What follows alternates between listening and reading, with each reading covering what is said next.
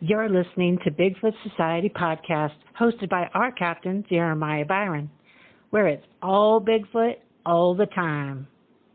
Have you ever had the urge to do more, to be more? Now you can by joining Bigfoot Society on the Patreon. Get ad-free episodes and even member-only episodes. Take part in movie night and even live video chats. Interact behind the scenes with Jeremiah and other Patreon members like me, Leia. The powerful podcast goes on, and you may contribute a verse in our Patreon community. Carpe diem. Seize the day, Bigfooters, and make your lives extraordinary. Welcome to Bigfoot Society. If you have Bigfoot activity to report from the same areas discussed in this episode, please reach out to me directly after this episode.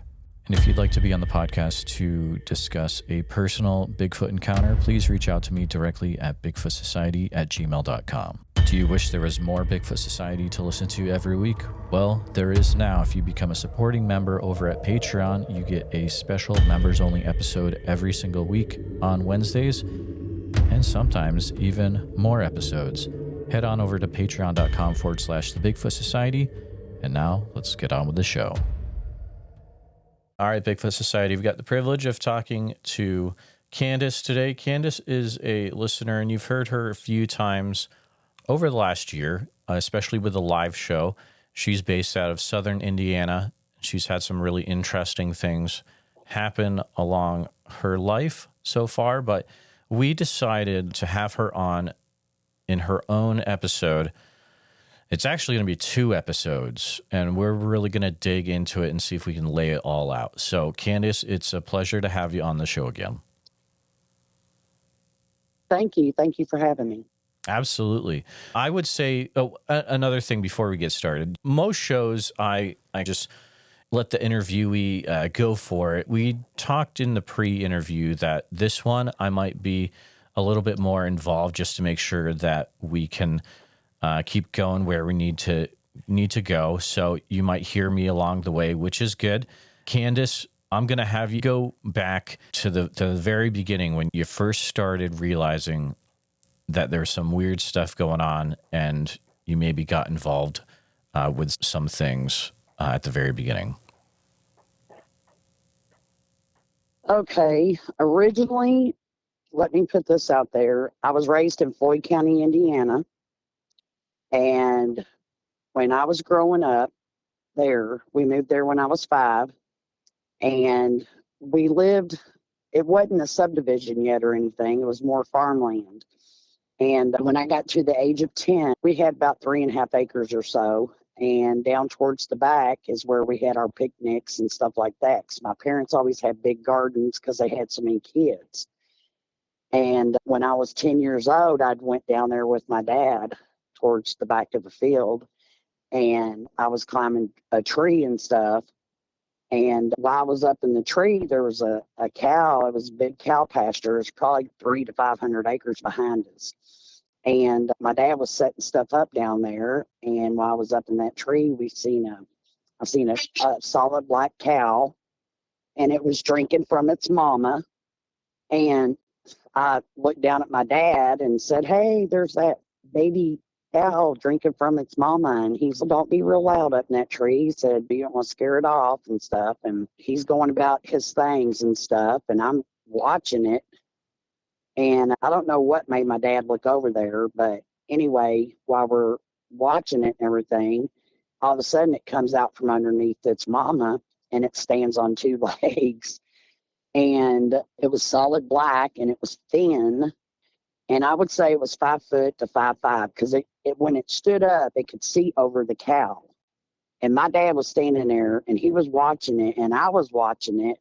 And I said, "What is that?" to my dad from the tree. And "That's not a cow. Get your butt out of the tree." So I did.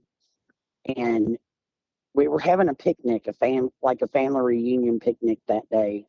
And he told me to keep my mouth shut. That wasn't a cow.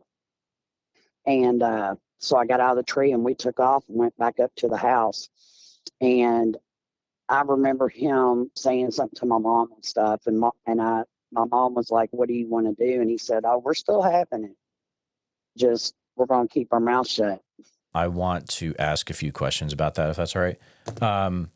Yeah, that's fine. From what you could see up in that tree, was it actually drinking from the cow, or when a person milks a cow, they can actually squeeze the milk out, right? Yeah, it was on all fours, and its head was up under the udders. And the way that I was seeing it from up in the tree, it looked like a baby calf drinking from its mama. And that's when my dad, he couldn't see from that angle. All he seen was the other part of it. He seen it was under the cow, and that's why he said that it was a baby calf drinking from its mama, for me not to be loud to disturb it.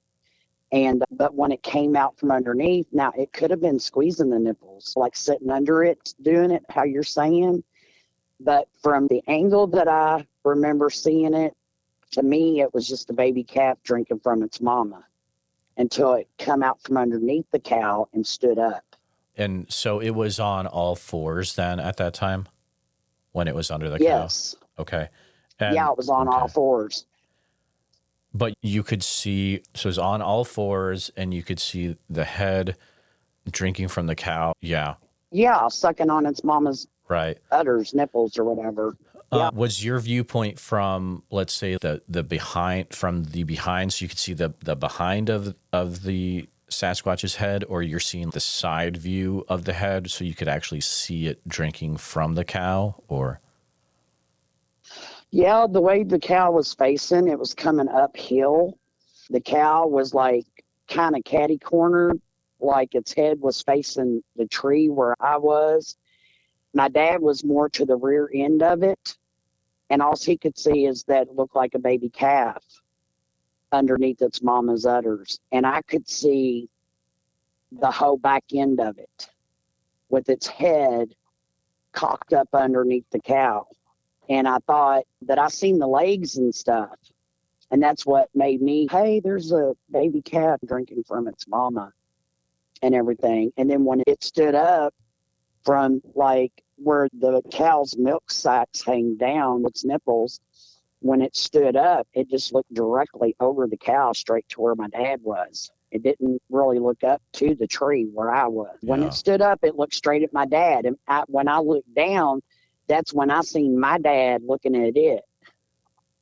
And that's when I seen my dad just go completely white.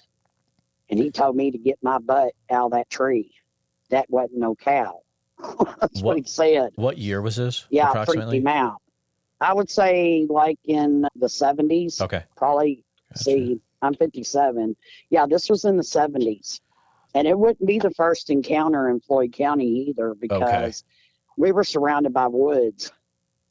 I have one more question about that scenario. Could you see how the cow was reacting in that situation? Was it in distress, or was it like whatever, or how was it reacting in that situation?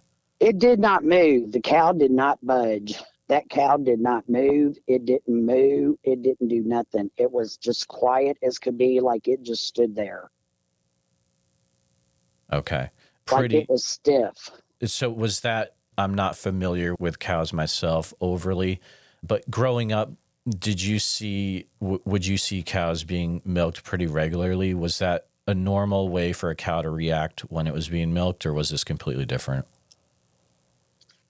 No, I'd say completely different, because a lot of times cows will moo and stuff like that, even if they're being milked and stuff, and they'll move their feet back and forth and things like that. Or they'll go ahead and keep on eating while their calves are drinking, while they're feeding their calves and stuff. Gotcha. They'll continue to eat and stuff, but this cow just stood there. This cow did not budge. And it didn't eat grass or nothing. It just looked straight ahead. Thinking out loud, I wonder if there was a thing involved where it was even paralyzed in a way. How there's reports of people experiencing infrasound and being paralyzed because of that. Yeah, I wonder if the cow couldn't move. Yeah, that's what I'm thinking. Because I can sit here and visualize it. And that cow did not move at all. That cow was still, its head was facing like to where I was at in the tree, you didn't see that cow move at all. That cow did not budge. I think you may have mentioned it wasn't an overly muscular Sasquatch though, right? No, it looked like a juvenile. Okay. Could you get any feel as to length of the back legs versus length of the front legs? Not why it was on all fours. Mm-hmm. Okay, like the way it was when it was on all fours, you couldn't really distinct the length and anything, not until it stood up. When it stood up, the arms were really long. Okay. And the legs were long too because it was tall and skinny. Was the Sasquatch making a noise at all during this whole scenario? No, it did not. And when it stood up and my dad was looking at it and it was looking at my dad and I seen it and it just turned around and walked off. Did you ever talk to your father about that at any later time when you were older? Yeah, I did. And he told me that we were gifted with a lot of things in life and that I was never to talk about it to anybody. And anything that I ever knew or that I seen or had the knowing of, I was never to discuss it with anybody. That I could talk to him or my mom about anything, but I was never to go outside the home and talk about anything. And when I asked my dad why, my dad told me because I was a special kind of person and that if I went around talking about these things and knowing of these things, then the government would come and take me. Is exactly his exact words. Okay. My dad died in 2003, and I talked to my dad about everything. And I just lost my mom in 2022. And I could talk to my parents about anything. And my parents, they knew and they believed.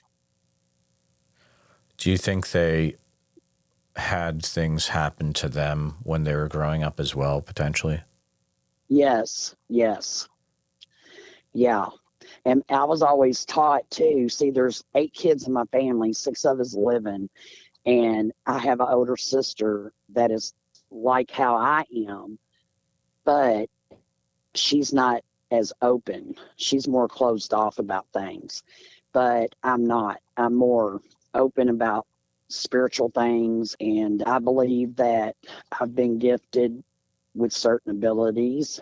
And I know I have because I've had experiences through my whole life. Gotcha. Uh-huh. So after the situation, seeing the cow being milked, what was after that? What would you say the next thing you experienced would be? Okay. Of course, I was only 10. And you never really thought no more of it. But every time I'd go play in the field or go down to the creeks and stuff, I'd always have that in the back of my mind that there's things out here that we don't know nothing about. But I would still be a kid and go on and play and stuff. And I never really had another experience until I was 12 years old. And there were several of us back in the woods building a clubhouse.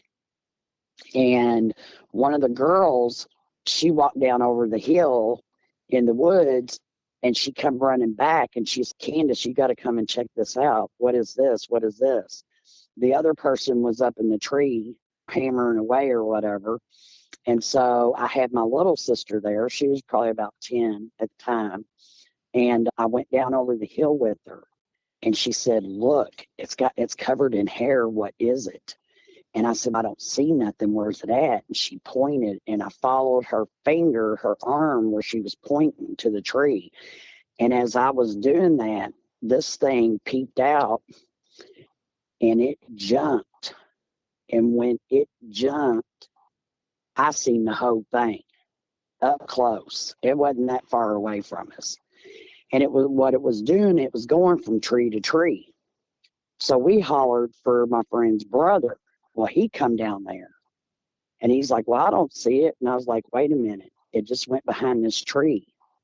And right about that time, it done what I call the ballerina jump, where it extended its arms and its legs. And it jumped so far to this other tree. It never made a sound. It looked like it had been groomed Like it was really clean. It wasn't dirty looking. It was a strawberry blonde with red in it. And its face, I seen its skin. It was gray. And it looked human. And its nose was flat, but it still had a tip. Almost like a human looking, but not human. And we were like, back then, this was in the late 70s too, going into the 80s, because I was getting ready to go into high school. And when it landed behind the other tree, my friend's brother said, "Oh my God, run." And when he said that, we all turned and ran. And of course, I grabbed my little sister and I was dragging her with me because she wasn't running fast enough. So it was like I was picking her up and running at the same time. And we made it out to the road. And we were all just standing there panting and stuff. What was that? What was that? And we never really spoke about it until we got older in life. And we were like, what do you think that was? And back then you didn't hear about Bigfoot or nothing. And I went and I told my mom and dad, I said, we seen a hairy man in the woods. And of course, we didn't ever go back in those woods, those part of the woods where we were building that clubhouse and stuff. So then as time goes on, in behind our place where I grew up at, there wasn't a whole lot of houses on that road. But then it was like all the farmers started selling off farmland and they started building houses back in there. And when they did, they's taken out like a lot of the woods and stuff like that. But on our side of the road, it was still pretty much just all woods and fields and stuff. And I'd say when I was like from 12 and then again to when I was 14, and my mom, this was in the winter time, and my mom was making us hot chocolate and stuff, and it was a snow day, so we got to miss school. So now we're getting into the 80s, and Mom was standing in the kitchen, and everybody was in the house because we had just come in from outside and waiting on this hot chocolate. There was a great big huge bang at our back door, and my mom's Jim to my dad said, somebody's trying to get in the house. And so, of course, I had 3 teenage brothers. So my dad and the boys got dressed and opened the back door where there was these barefoot footprints, like a human footprint. And of course, nobody was putting 2 and 2 together, oh, this is Bigfoot or anything like that. They were thinking it was some kind of homeless person living in the woods. And there's these great big huge footprints out there. Of course, I was a little tomboy. I wanted to get all my winter stuff on and follow right behind them, and I did. And I seen the footprints, and they come all the way around the side of our house, and it was almost like handprints and footprints, whatever it was, crawled or was on all fours. But when it got to the side of our house, you could not find out where these footprints came from. All we seen that they appeared, they were there. And then they come up the steps, and then you see where maybe it slipped in the snow and accidentally hit our back door, and it jumped down off the porch. And when it did, our neighbors that lived to the right of us, there was a hill in their backyard. It was like a hill going up. And those footprints go up to that hill. And when they get to that hill, you don't see any more footprints. And that had everybody puzzled because they were like, where did it go? Where did they go? Or him or it or whatever. So throughout my life, we had experiences like that. So I was 14 then. Mom and Dad didn't allow us back outside for a while. And of course, summertime came. And this is like when I was 15 and 16. I would hear tapping on the side of the house sometimes to where my bedroom window was. And my bedroom window, you couldn't see in it unless you got a ladder or you had to climb up on something, or you had to be at least 7 foot tall to see in my bedroom window. And my bedroom window was on the side of the driveway. So if somebody pulled in, you were going to know. You're going to see headlights, or you're going to hear a car door, or you're going to hear something. And I remember coming home, and it was already dark out, and I went in my bedroom, and of course I flipped on my lights, and I was getting changed to put on my night clothes and get ready for bed and stuff. And when I turned, I had like a really sheer curtains hanging up. You could see right through them. And when I turned, I just looked at my window for some reason, and there was a solid black face. It almost looked like somebody had on a toboggan. But I seen the whites of its eyes, the darkness, like I could see white. I could see the face. And I just stood there, and I knew that was not a man. I was like, I didn't know what it was, but it was something. It had to be really tall, because in my mind, I knew that whatever it was had to be tall. And you had to be at least 7 foot tall to look in my window. And so from the time I was like 15, 16, up until the time we moved from there, when I was 18, and moved further out in the country, we moved from Floyd County to Harrison County.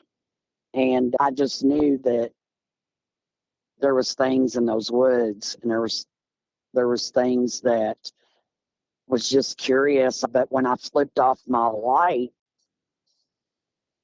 and I opened my door real slow, and I ran into my parents' bedroom, and I said, there's a man looking in my bedroom window with a mask on. Because in my mind, I'm thinking, whoever it is has got to be tall, or they got to be on a ladder. And my mom and dad looked out their window, because their window was up high too. And my dad seen somebody out there running around, but they had took from my window down to the field.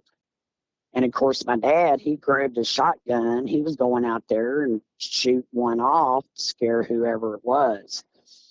And then anyway, nothing ever come of that. But we knew the threat was there of some sort. And so Dad said it was probably just somebody scrolling through a peeping Tom. And you're like, yeah, who would be doing such a thing? And how did they look in my window? And that's another thing that puzzled Mom and Dad, because they were like, no, there's nothing outside where anybody be standing on it. We was looking for a crate, or maybe somebody grabbed something, or two people, one on top of the other's shoulders, and it just didn't pan out. And another time before we moved from there, it was all grown up.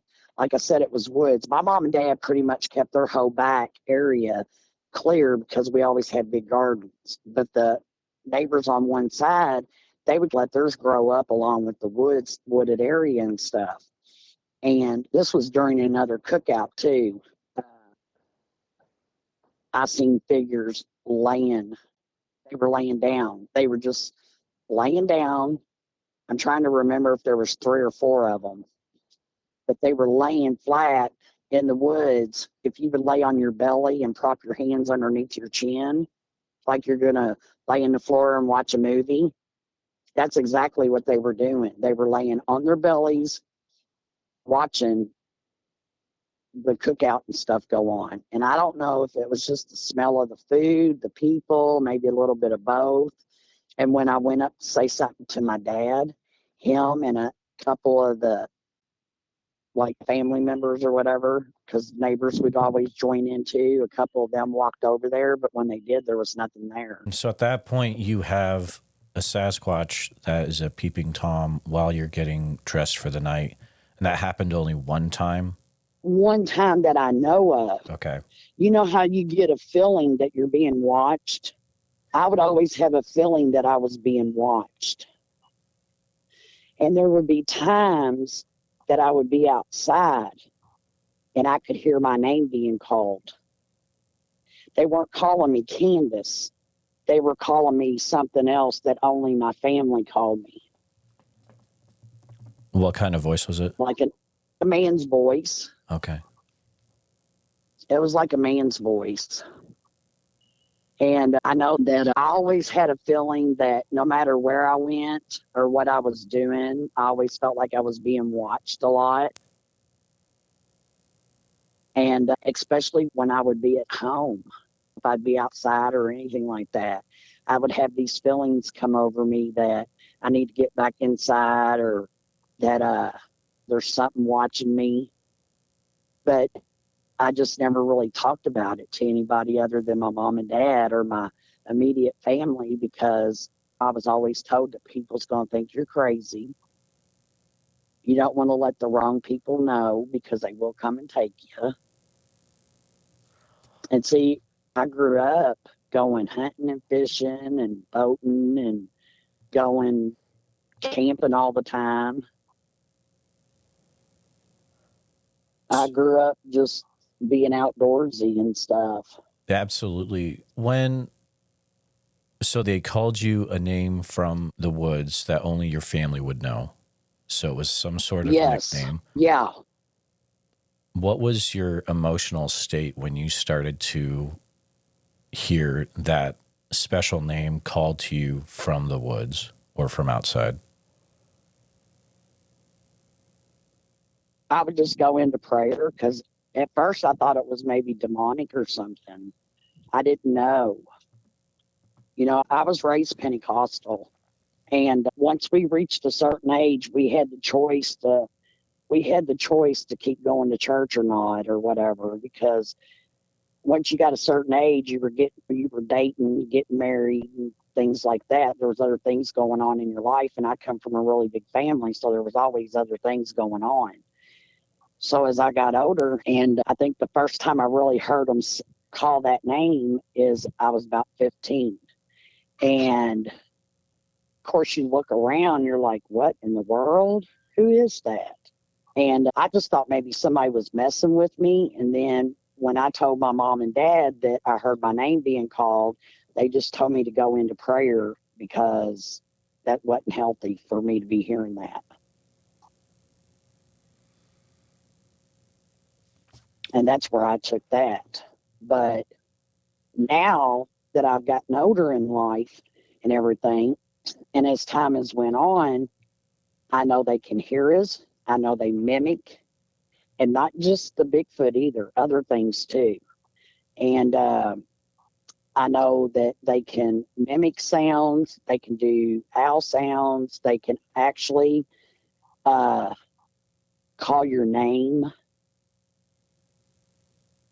Like for instance, I've heard them. I've been out in the woods and I've heard a man and woman talking before. Okay, and you're just sitting there minding your own business, and you hear another couple, and it sounds like they're getting closer to you, but you don't see nobody, but you can hear them talking. And then all of a sudden, it goes into the gibberish talk. It goes from sounding like you're hearing a man and woman talk to all of a sudden hearing like, what do you, different sounds like that. You had some really out of the ordinary things happen in your, I would say, going into like really your whole life going up to your late teens. Was there a time where things stopped happening and then they picked back up later in life, or did it pretty much continue happening as you got to late teens, early 20s, things like that? I would say stuff settled off from the time I was about 18 until I was about maybe 25. And when I was 25, at that time, I had 2 kids and living out in the country still. But this was Harrison County because when we moved from Floyd County, we moved to Harrison County. And of course, lived back in the woods out on a secluded road. The only thing that was behind us was a dairy farm. And there was like maybe 2 or 3 other houses on that whole road that I lived on and where I was raising my kids. And we never really started having experiences until, I'm going to say, maybe I was about 25. My kids were still little. And then as my daughter got older, and my son also, we had experiences out on the land where we were living in Harrison County. And I know that it was Bigfoot. My mom and dad lived on that land too. And me and my dad had an encounter, and we had some chickens, rabbits, and we had some billy goats and stuff. They kept coming up missing.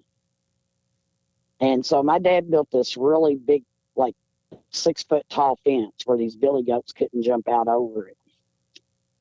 And one morning we went out to go feed the animals and stuff. And when we did, the fence was bent over and there was fur in there.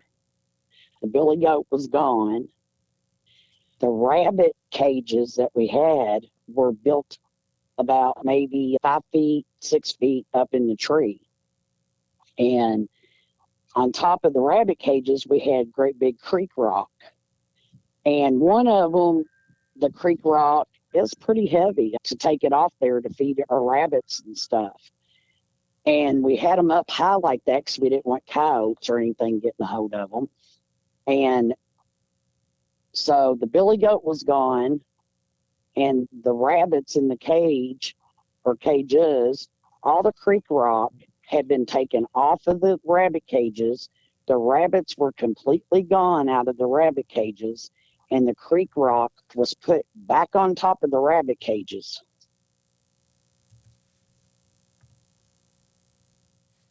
And you tell me what can do that besides a human or something with human-like hands that can pick them up. And being out in Harrison County, on my mom and dad's property out there, there was, let me see how I want to say it. Okay, my dad had bought my mom this big spotlight because sometimes she didn't like being, like if she come in late and it was dark out and the porch light wasn't enough, and she always got creeped out sometimes out there. So dad bought her a big spotlight that she could carry with her. When she got out of the car, she could just turn it on, and it would brighten up the whole yard and stuff for her to walk to the house. And me and dad, I'd went outside first, and you could smell it, like you could smell a stench. And dad come outside, and he had that big spotlight, and we started shining it, and he shined it over by one of the barns that's closest to the road. And now this thing, that barn roof was at least 9 foot tall, and we could see the shoulders, the wideness of the shoulders and the head, and you couldn't really, it was no neck, like a head just sitting on shoulders. And this thing did not move. It stood still. Maybe it was wanting us to think it was a tree or something, but you could see it. And when my dad shined that spotlight, it didn't move. It didn't budge. It did not do nothing. And as soon as he took that light down and said, "Did you see that?" And I was like, "Did you see that?" And when he shined the light back up there so we could get another look, it was gone. Like it just dropped down. And I know that had to be what was coming there, taking the animals and stuff. It was looking for more animals. And once all the farm animals come up missing, my dad didn't buy no more. He's no, I'm not doing this. But I think it was coming around looking for more food, free food or whatever. And then as my daughter and my son got older, got to be teenagers and stuff like that, they also had encounters too. And some of those pictures I was telling you that got lost, I had taken those pictures, and I had a Dogman in it. And this thing was massive. And this thing looked just like a werewolf, like The Howling or something, which you'd see on TV. And it was solid black, and it had a big bushy tail, And my daughter said something, hollered her name, and her name's Whitney. And it said Whitney. And over here, she heard her name be called, and it said over here. And that's when she flew into the house.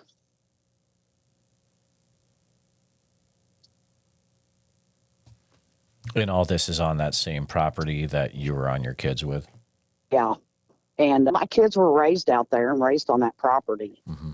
And even though we were out in the country and stuff, my son and my daughter, they did not venture far, not until they were able to drive and stuff, because like my dad, he had went down the road to go it was just full of blackberries. And he had 2 buckets, and one of them he'd already got filled up, and he was working on the second one. And he said something growled at him. It shook his whole body and put the fear in him. And he left them buckets of berries set right there, and he jumped in the car and took off and got back home.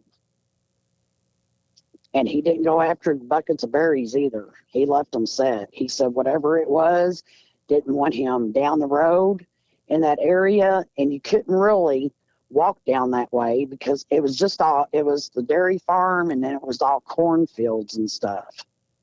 And it just had an eerie, ominous feeling. And then when my kids got grown and graduated high school and all that, and of course everybody does their own thing, and we moved away from that land. And then I lost both my parents. I don't know who owns the land now, but I'm sure they have had experiences there, because there is stuff out there big time. Late at night, if you had your windows open in the summertime, you could hear it coming through the woods. You would hear them walking in the leaves and stuff like that to know to shut your windows. And it's just crazy. Do you think that was also a juvenile like you had seen earlier in life, or it was a much bigger creature? No, it was big. It looked male. I don't know. It looked male to me. I didn't see its body parts, but it looked male. The one I seen when I was 12 years old, that was a male too. As I got older in life and being very in tune with nature and stuff, I've seen other things that I don't talk much about, the little people and stuff in the woods. And I never really had problems with any of that kind of stuff until I got older and moved back out, because I lived in the city for a while. And while I lived in the city, I didn't really have experiences with anything. And then when I retired and we moved to Clark County, Indiana, but we still live on the outskirts, I started having more experiences again. Like I would say in 2017, I knew there was stuff there because I could smell it. I could feel it. And I knew it was in those woods, and I wasn't going in them woods. And that was in 2012.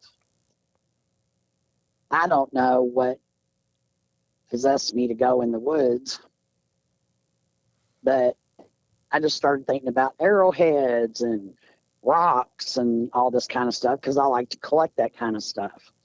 And so I wanted to go over in the creek bed, and I thought they're building apartments and stuff over there, so there can't really, whatever was there, they ran off. I started going, this is in Clark County, and that's where I am to this day.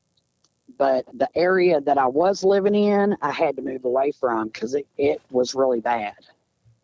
And that's where I seen the figure come out from under the ground that was gray in color, like charcoal gray. And it was real matted looking and started doing the spider crawl. And it almost looked like the werewolf, but not with the elongated face. This face was more smashed together. And I know that there was a solid black one, and it was tall. I'd say it was anywhere from 8 to 10 feet tall. I always say about 9 feet, where I'm thinking 9 feet's at. But this one showed itself. Its eyes went from an amber color, like, you know how like when the leaves start changing to fall and you see the real pretty yellow, brown, amber color of leaves? Yeah. That's how its eyes was. Its eyes were that color. But then the eyes went to beet red too. And it had done 3 or 4 claw marks on 3 or 4 different trees in the area. Because, see, behind where I was living was just a big open field. And then the creek runs through there, and it's almost like you are surrounded by a moat of water and the creeks and all this. And there's a high school and elementary school up the road from it. There's a great big church. It's empty, and it's a big parking lot.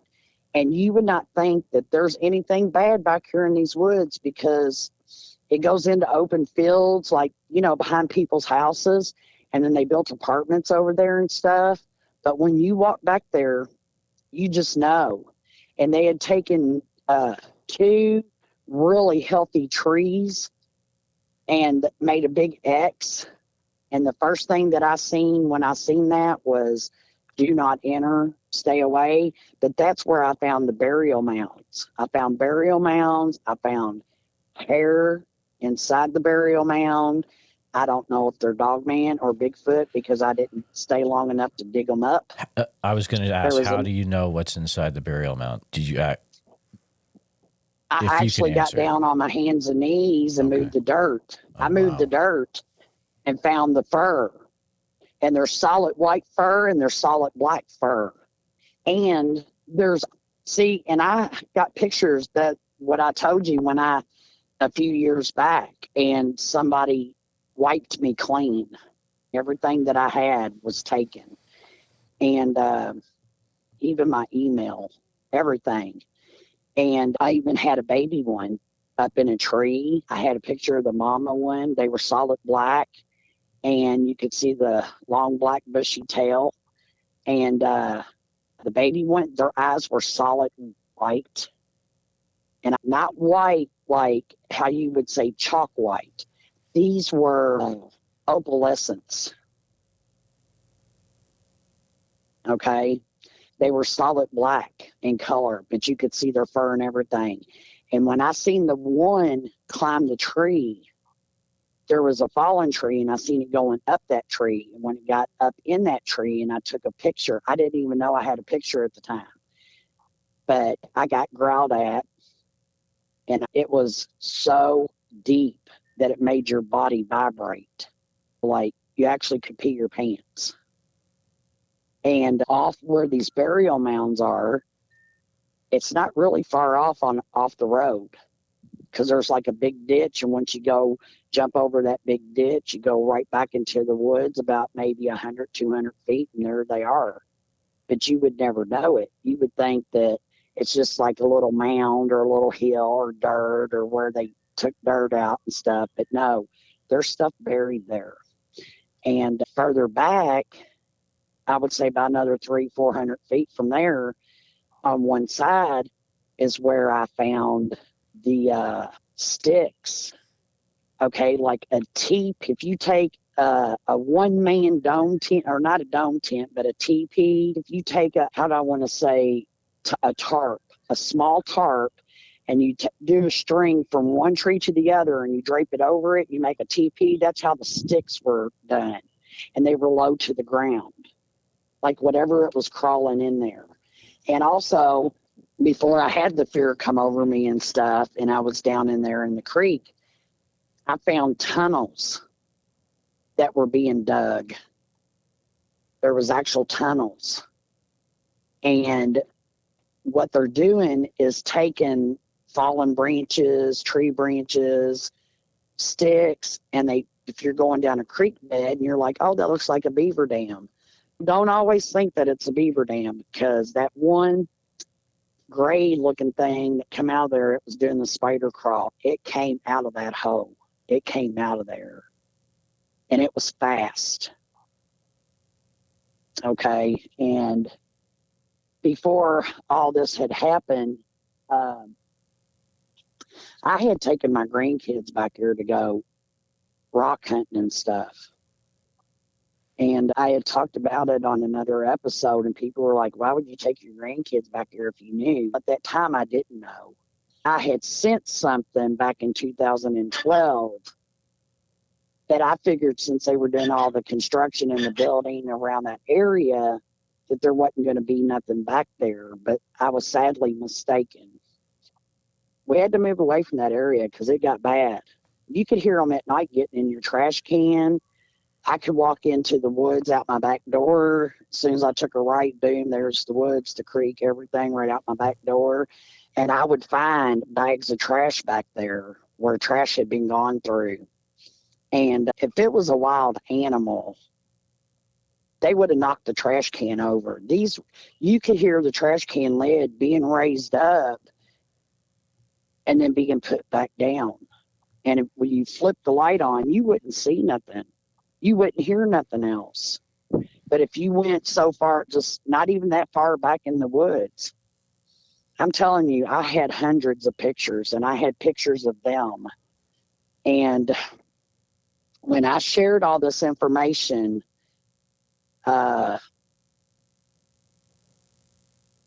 I thought I was doing the right thing, but apparently I wasn't, because I lost all them pictures, and I even had them on backup channels or backup sites and all this.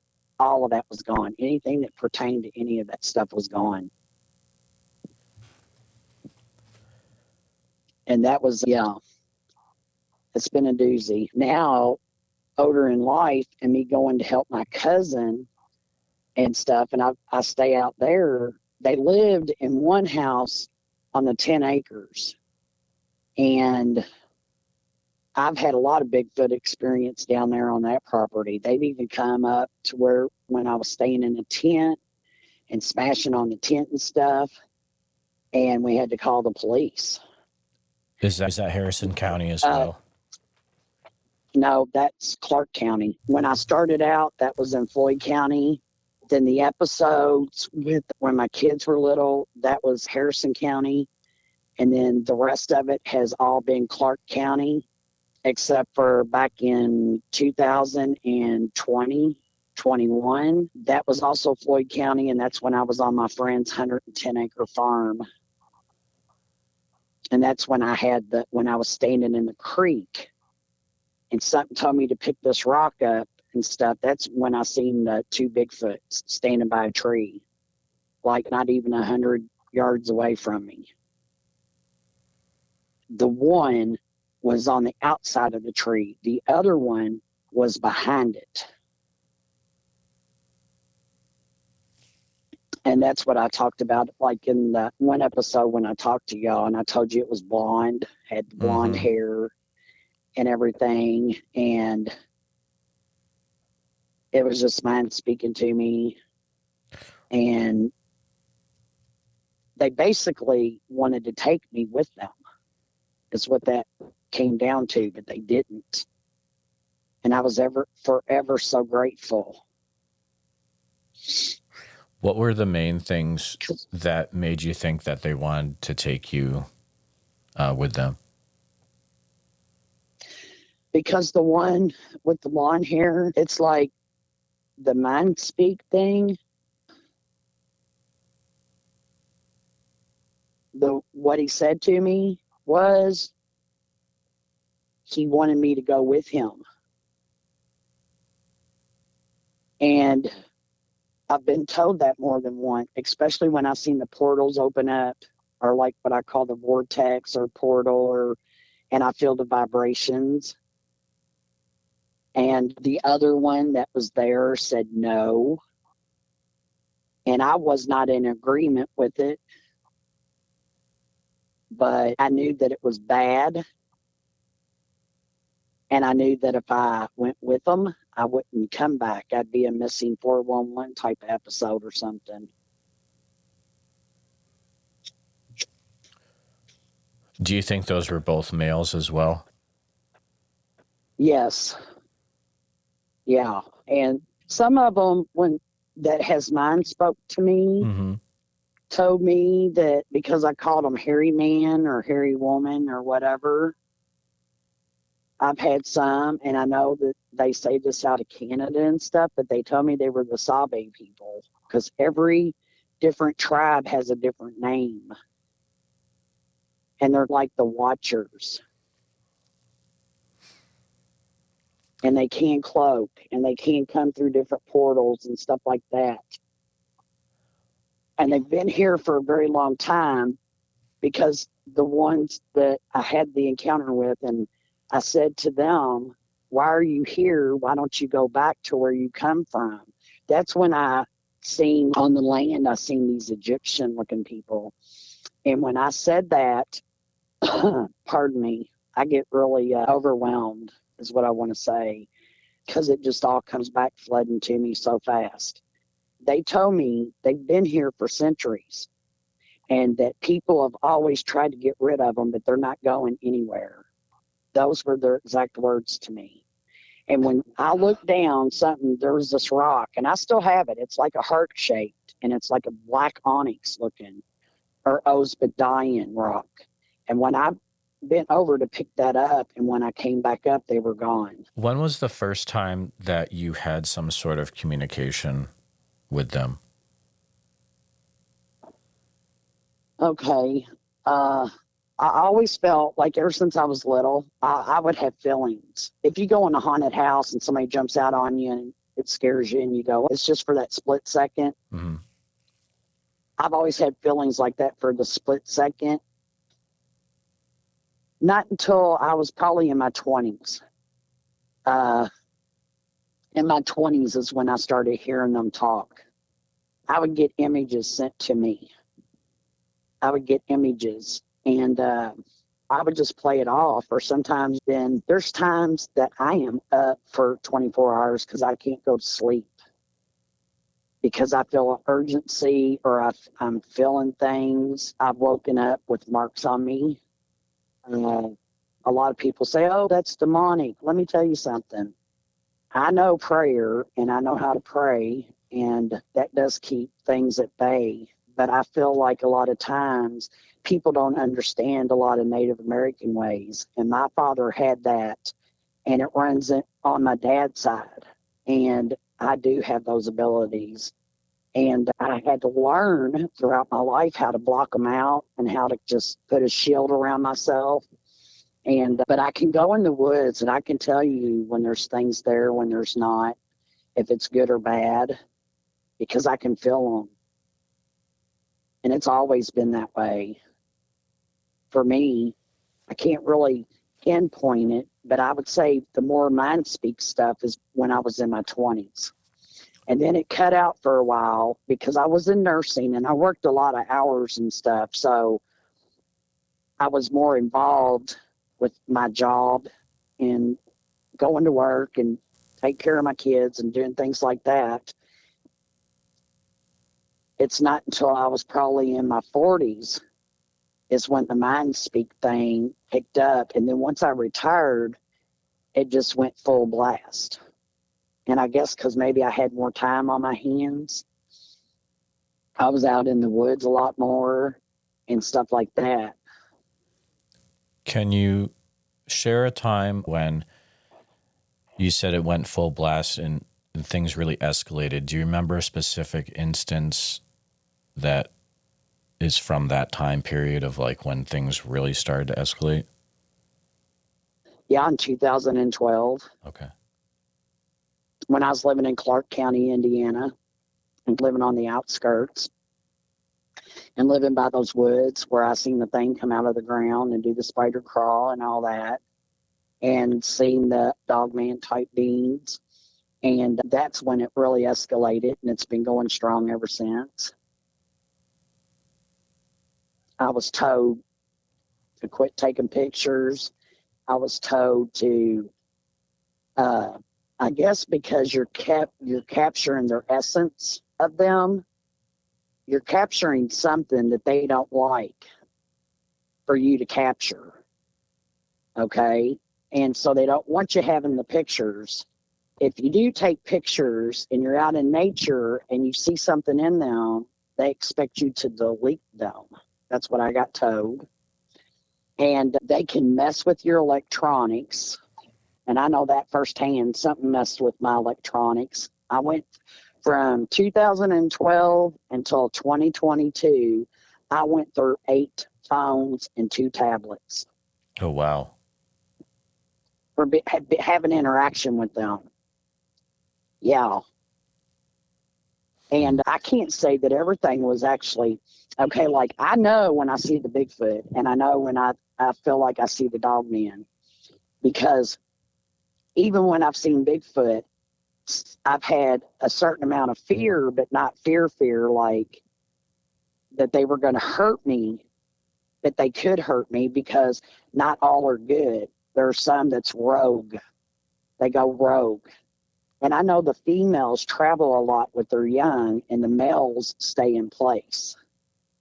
I do know that. They do live underground a lot, especially in caves. I've been in some caves in Harrison County and Clark County where I found hieroglyphic stuff. And that, once again, is back when I was about 14 and 15, and we used to go caving all the time.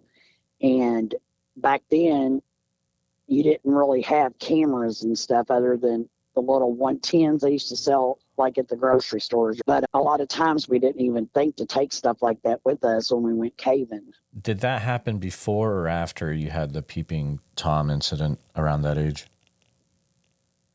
I'm going to say between before and after. Okay. Before and after. Yeah.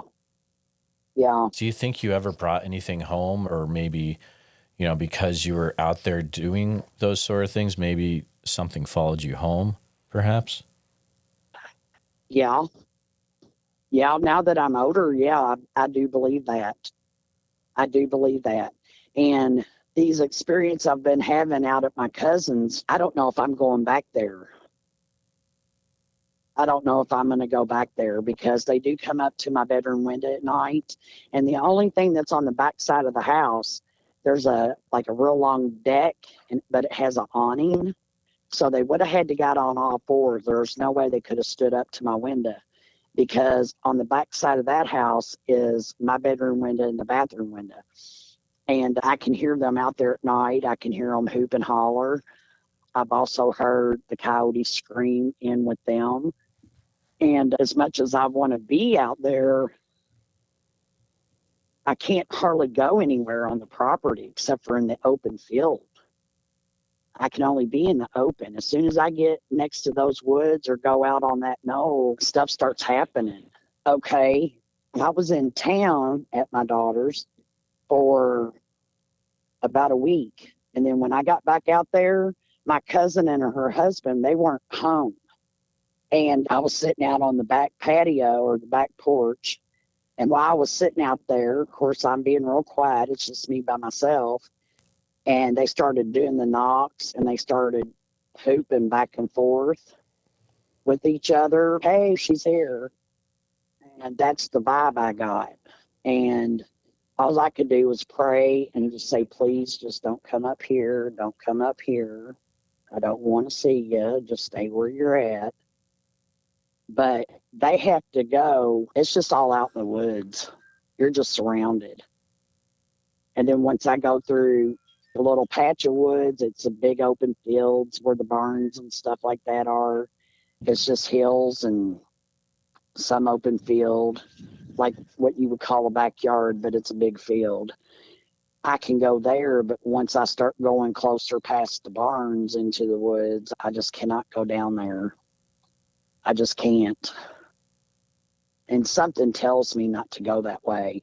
And then they have the 3 dogs, and them dogs, literally, if I got on pants or a dress or whatever, they will actually grab a hold of me and pull me the opposite direction. They're border collies. Oh, wow. That is actually really interesting. Do you feel that this area could be one where you have a group of Bigfoot, but also a group of Dogman in the same area? Yeah. Oh, yeah. Yeah. I do believe that. I believe that they are together. Yes. Yes. Because I have seen them. I've seen them out there where my cousin lives. And like after I'm there for a week or two, because they will mess with me. And once it gets dark, I have a dusk to dawn light, and I have also another light that is a motion sensor light, and I put those in my window. And it is so dark out there that when they come on, they'll come on and they will stay on because whatever is standing there is not moving. It's like right there. And they will drain them lights. And those lights will be fully charged, have a full charge in them. And they'll drain all the energy from those lights. And I do feel like that they can, well, matter of fact, I know they can cloak. I know they can mind speak. And I even heard this one, he was military guy, and he knew a lot about them too. And he said they can shapeshift. Because I've seen that. I've seen something. The Bigfoot? Shapeshift. Yeah, the Bigfoot. Okay. Like it looked like a Bigfoot and it shapeshifted into look like a werewolf. And wow. It did not have a big snout on it. It didn't have a real big snout. It was close to its face. It protruded out, but it was still not like a dog. They almost looked like a cross between a wolf and a German Shepherd. But they are on two legs, and the one that I seen climbing the tree had webbed fingers, like it was webs in between its fingers. Can you share a time when you think you've had an interaction with a portal? Yeah, that was just a few weeks ago. Okay. When I walked out on the knoll, I was standing out, which is a big hill, and it looks down into the valley and stuff. And I seen that I actually felt the vibration, like coming from the ground, a whooshing, and I felt that. I felt the vibration start in my feet, go all the way up into my body. And so I started snapping some pictures. And while I had my phone up looking through there, it's circular. You can see it. If you look at the pictures, you'll see the circular pattern. And I could see beings inside of that. Dark figures. I could see the dark figures. And I just stood still. But I could feel the vibrations. I could feel I want to say almost like what they call a zapping, where you get zapped. Like it drains all your energy and stuff out of you. Mm-hmm. And it makes you nauseous, sick to your stomach. Like you're going to pass out, but you don't pass out I have felt that more than once in my life. And I have actually seen portals open up. I've seen a portal. I've seen three portals open up in Floyd County. One, and I don't mind to say what town. I've seen one open up in Borden, which was out in the country, out in the field. And I seen what looked like a thunderbird. The wingspan was massive, but it looked like it had a human body and a bird head. And I seen one open up in the water inside of a creek, and I seen a doorway, and I seen beings knocking on that door like they were asking for permission to come up, I guess through that doorway. And another one was, two of them were on the same property, and the one where I seen looked like a thunderbird coming through, that was on a different property. And I wasn't by myself when I seen them. There was other witnesses with me, and they seen the same thing that I saw. So if they do listen to any of this stuff, you know who you are. These are things I look at it like this. I'm 57 years old. I'm not a liar. I have an education, and even if I didn't have an education, I still would tell the truth about this stuff. This stuff is real. and I don't care who believes me and who don't. I know what I have experienced in my lifetime. I know that things are getting ready to ramp up even more. And I do believe that there are things on this earth that are in waiting. They're waiting for their sign before they come forward. There's things that are in waiting. Things that people are not going to believe. But I know that we can't have fear. You can have your fear, but you shouldn't have your fear. Because I noticed that if I am out in the woods at my cousin's, even though I have the fear, something comes over me and tells me to get out of here, get out now, to get back to the house. What I do is just start praying the whole time I'm walking. And by the time I got to the house, I was okay. Not everything is friendly. Not everything is friendly.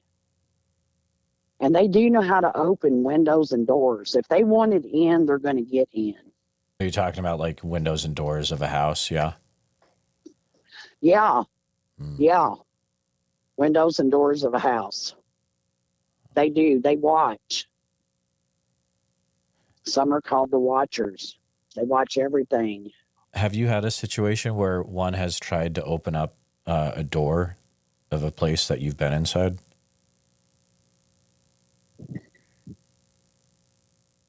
Yeah. More so a window. Okay. We've heard doorknobs rattle and not have nobody there. When we lived in Harrison County, where I raised my kids at, there was something coming in through my daughter's bedroom window. A lot of times it would be when we wasn't home, but when we would get home, her bedroom window would be cracked open. Nothing would be touched either. Nothing would be stolen or anything like that, but it looked like something was trying to come through the bedroom window. And what we ended up doing is putting a great big flower bed on that side of the house where her bedroom window was. So if anything was trying to get through there, it would have had to crawl over bushes and flowers and all that stuff. Yeah, that's a smart move. Yeah. You have experienced some incredible things over your life so far. Candace, I think this is a good time to pause or to stop for part one. And I know that you are coming back at a later time this year, and I'm sure we'll have plenty of to talk about at that time. But did you have any final thoughts before we end this part of the interview? My final thoughts would be just to everybody out there, keep your head on a swivel and know that anytime you're going in any amount of woods, it don't matter if it's a park and it has woods. I believe in my spirit that I know there's things watching. I just know that we're living in some pretty wild times. I think things have picked up and escalated as time has went on in this world. I feel like the veil's thinning, so to speak. And I feel like there's other things besides Bigfoot and Dogman that are coming through because other people have just had so many different experiences. And in my heart and in my soul, I believe people's encounters because I know what I have felt, what I have seen, what I have witnessed with my own two eyes. And it's hard to unsee stuff. It really is. It's really hard to unsee it. It definitely affects you. I haven't had a visual of anything yet, but the people I've talked to, it has affected them in ways that I can't imagine living with. But I'm glad that you are able to continue on, and thank you for what you've shared so far, Candace. And we definitely look forward to talking to you at a later time this year. Okay. And I'll let you know if I go back out to my cousins. As of right now, I'm in town and there's still the woods around us here, but I feel safer here. And so I might be here for a while. Sounds good. Thank you for coming on the show today, Candace. Thanks for having me. Yes, ma'am. Thank you. Have a good Bye-bye. one. Bye.